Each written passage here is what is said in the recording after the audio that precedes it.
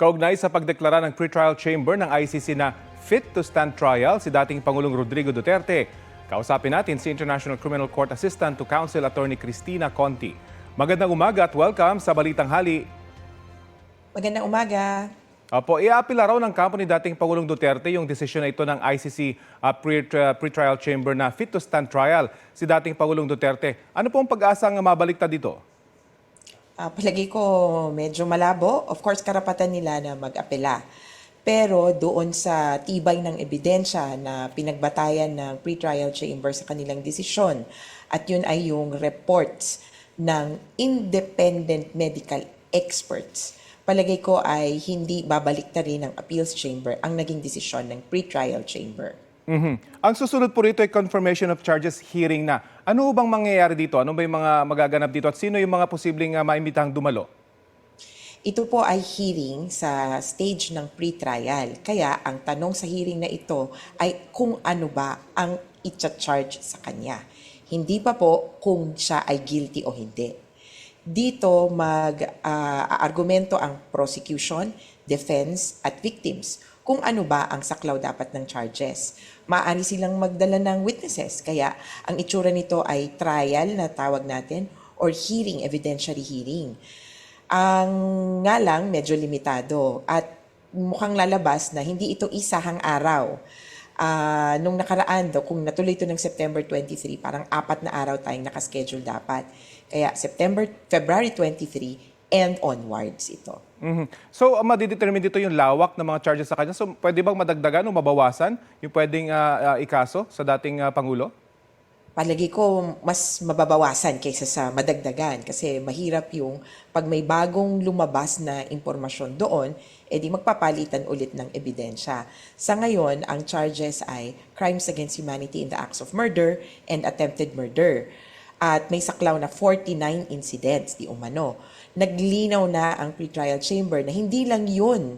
At maski prosecution, hindi lang ito ang sinasabi naming kabahagi. Itong 49 lang ang, kumbaga matutukoy namin directly involved si Duterte. Marami pang iba. Sa ngayon, ito muna. Doon pwedeng mabawasan or madagdagan dun sa incidents. Yun lang yung possibility. Okay. Sa bahagi ng victim, sa totoo gusto sana type of charges or types of acts. Kasi ang daming nakulong.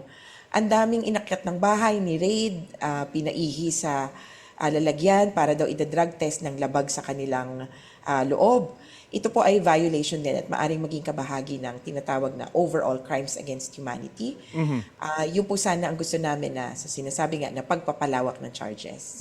Sa hanay po ng mga biktima, kumusta yung pagtanggap nila dito sa desisyon ng ICC?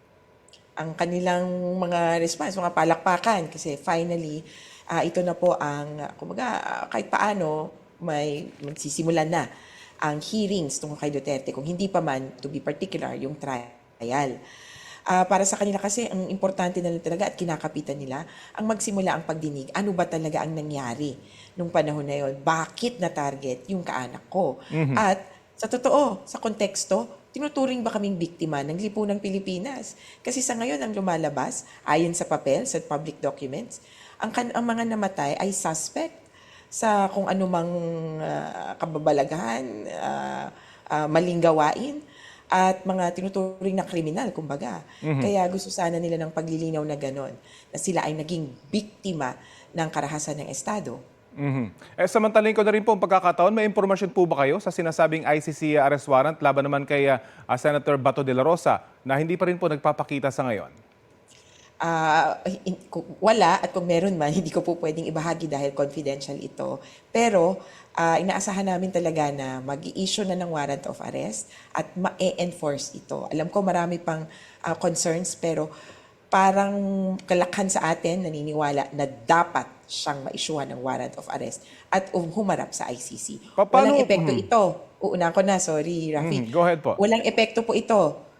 Kung mahuli man, mauna, o kung kailan siya mahuli, walang epekto dun sa schedule.